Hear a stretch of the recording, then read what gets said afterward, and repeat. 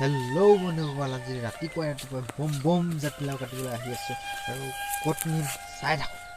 এতিয়া কাটিম এইটো আৰু ই থাকিব। অ' ভাই বেয়া নাপাবি আৰু তোক নিনো, তোকে ফুৰিবলৈ লৈ যাম।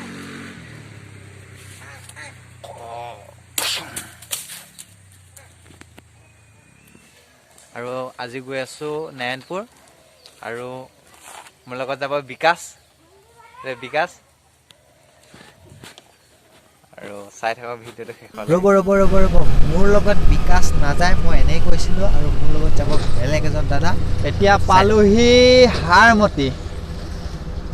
হাৰমতি পালোহি আৰু মই বস্তু এটা দেখাইছোঁ আপোনালোকক।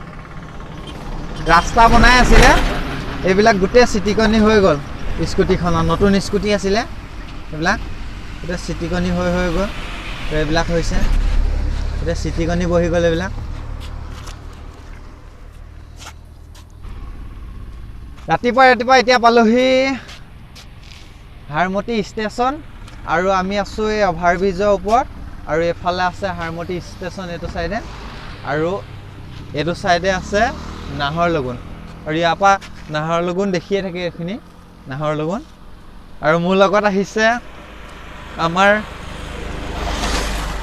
পন্দা আৰু শিমলুগুৰি গৈ আছোঁ, আৰু আপোনালোকে চাই থাকক আৰু ইয়াৰ ভিউ এটা চাই লওক ভালকৈ।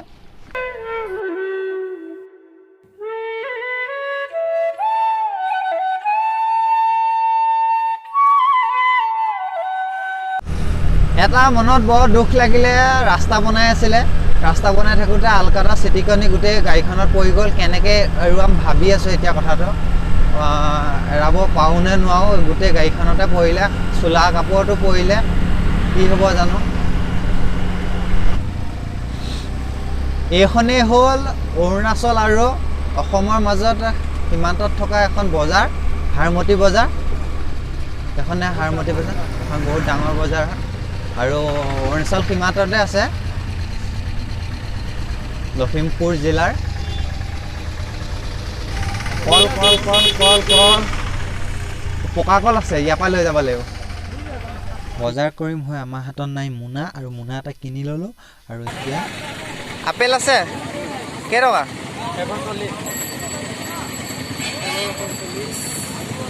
আপেল কিমান ইমান?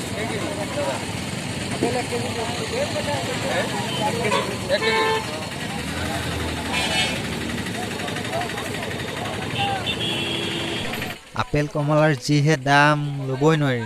আৰু তেনেকৈ ল'লোঁ আপেল, কমলা আৰু নাৰিকল ল'লোঁ, কল ল'লোঁ, আৰু এতিয়া গৈ থাকোঁ।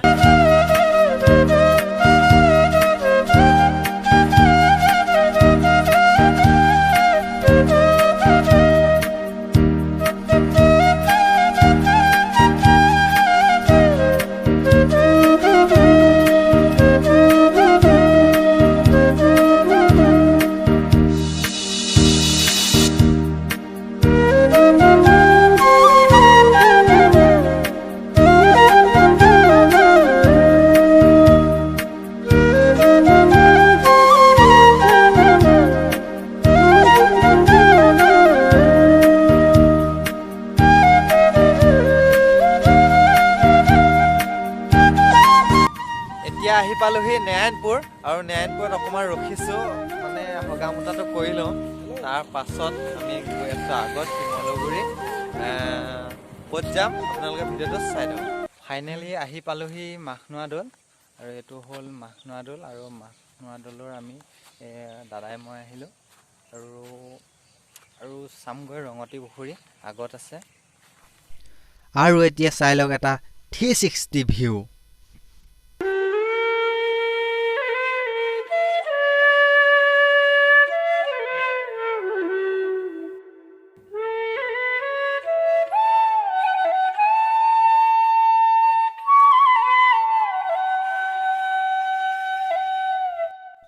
এই মাঘনোৱা দৌলটো স্বৰ্গদেউ ৰুদ্ৰসিংহৰ শাসনকালত 1705 খ্ৰীষ্টাব্দত প্ৰতিষ্ঠা কৰা হৈছিল।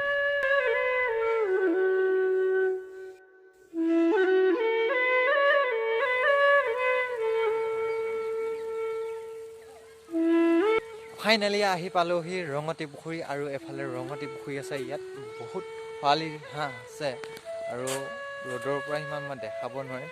এইটো এটা বৃহত্তৰ পুখুৰী হয় আৰু মই দেখাবলৈ আপোনালোকক চেষ্টা কৰিম। এই পুখুৰীটো ইতিহাস প্ৰসিদ্ধ পুখুৰী। এই পুখুৰীটো মাঘনোৱা দলৰ পৰা প্ৰায় ৩-৪ কিলোমিটাৰ ওচৰতে।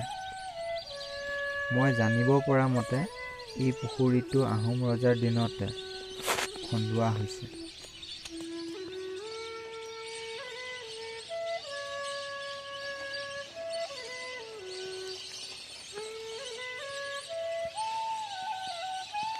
আজি নাৰায়ণপুৰত ছেকেণ্ড দিন আৰু কালি ভিডিঅ'টো কেনেকুৱা পালে জনাব আৰু ভিডিঅ'টো চাই যদি ভাল পালে লাইক কৰিব, কমেণ্ট কৰিব, শ্বেয়াৰ কৰিব আৰু যদি নতুন চেনেলটো ছাবস্ক্ৰাইব কৰিবলৈ নাপাহৰিব।